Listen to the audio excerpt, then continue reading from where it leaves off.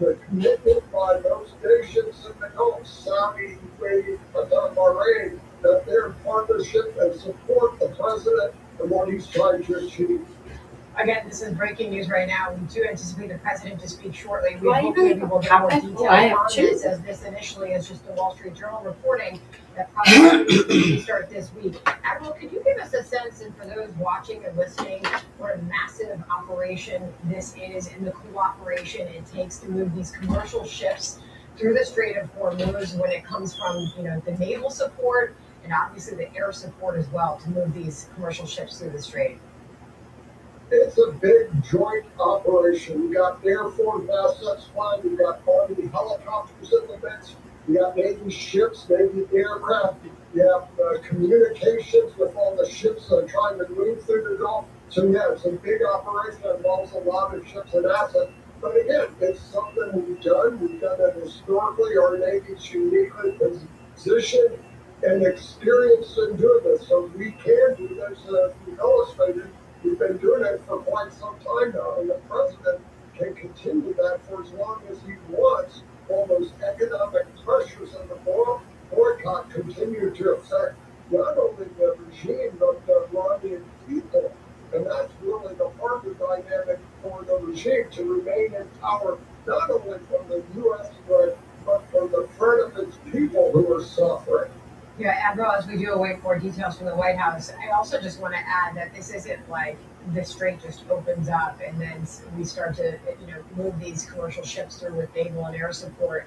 There's a very, as the Wall Street Journal reports here, there's a very narrow path that has been cleared of mines under the protection of the U.S. warcraft and aircraft through the Strait of Hormuz. Can you tell us a little bit about that as well? Well, not only keeping that path open, but as we saw with the gun guards, preventing anyone from putting mines into the water. Again, and I have to add, I've not seen a report of a mine being detected or found. I have not heard. Didn't they find a few of them? At least a few of them. I thought they had to even just disarm one of them and then the rest. And keep that waterway straight and clear for those ships to pass through. And as of yet, there has been no incident regarding that, so it's obviously a successful operation. Yeah, the Secretary of War, Pete Heck, said on Tuesday earlier this week, as this was officially kicking off, he said this is a direct gift from the United States to the world. We've established a powerful red, white, and blue dome over the strait. So it looks like that could be continuing. We'll see what word we get from the White House here shortly. Admiral, always appreciate your time, sir. Thank you very much. Thank you. Good to be with you. Thank you. John. Fox News alert. President Trump says he believes a deal with Iran could happen within a week. And Iran's response to the latest proposal could come today.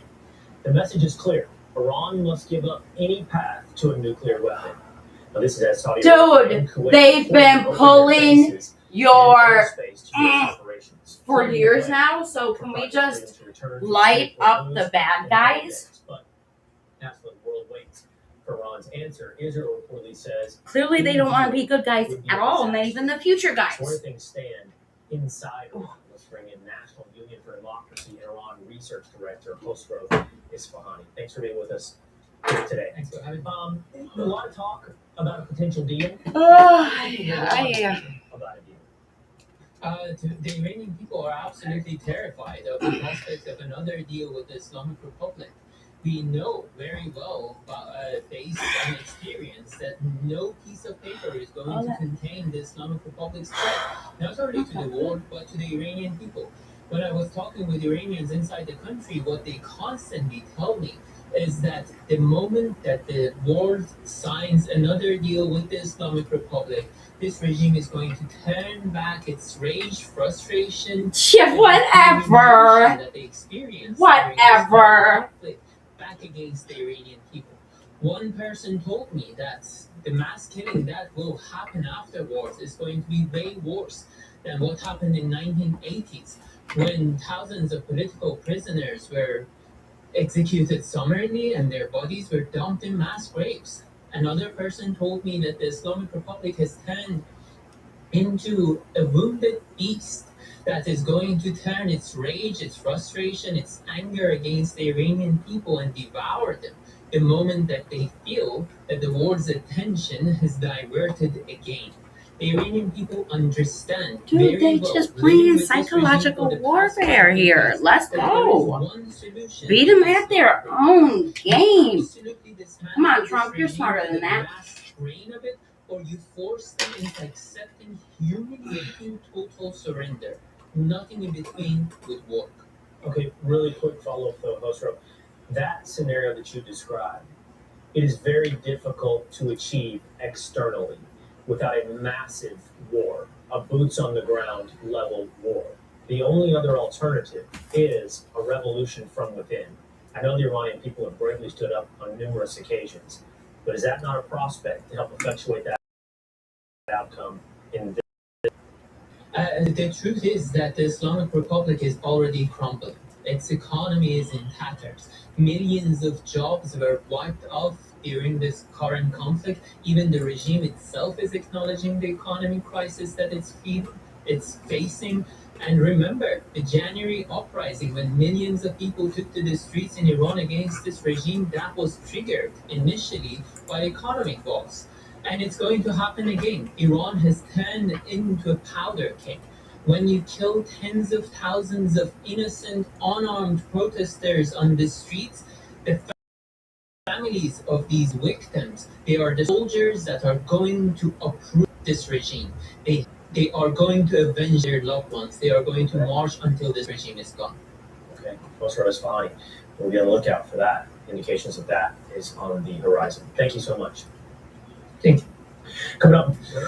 As the U.S. awaits a response from Tehran, Iran's nuclear program remains a key issue. Brian Hook, former U.S. Special Representative for Iran, is here. Let me just tee it up.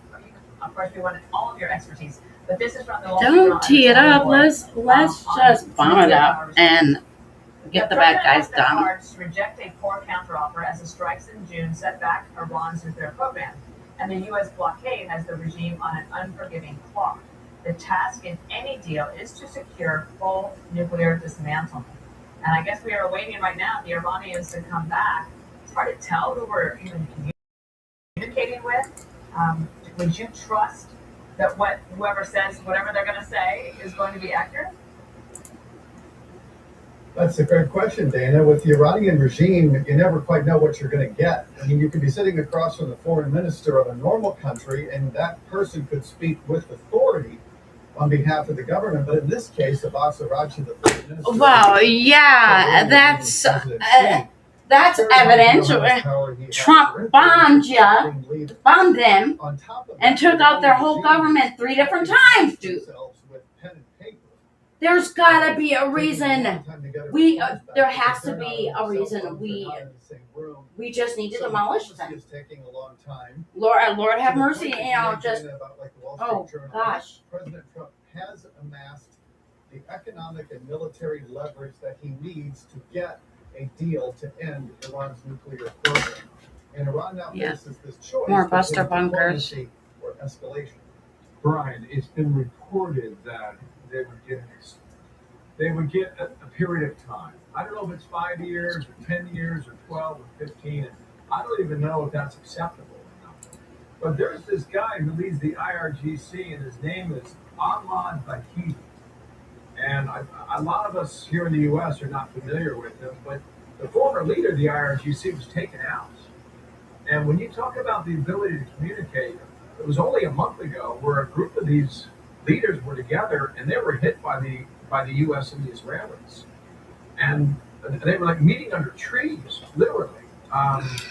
So these people don't want to get in the same room yet again because they could be the next ones to go. Would you accept a period of time on the nuclear program that would end the conflict and bring it to a resolution? That window will close at some point down the road. I think what you